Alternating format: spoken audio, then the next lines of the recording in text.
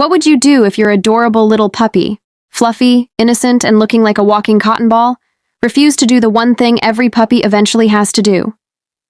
This is Gorge, a tiny curly-haired poodle puppy with big sparkling eyes and an even bigger personality. And this is the story of how his stubborn little journey shocked even the vet. When we first brought Gorge home, he was perfect. Playful smart. Elegant, almost too elegant. He pranced instead of walked.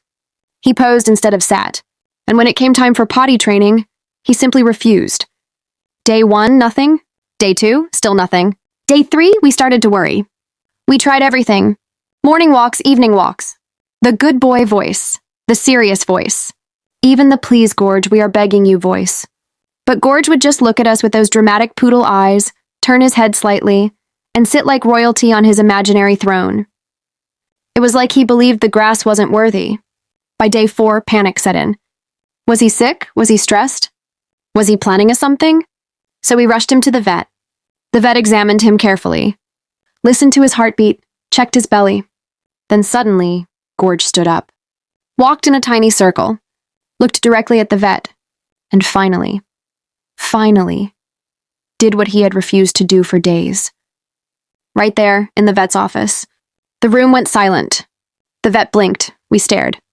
And Gorge? He looked proud, victorious, like he had just completed a master plan. The vet laughed and said, "He's perfectly healthy, just very stubborn." From that day on, we learned something important. Gorge wasn't difficult. He wasn't scared.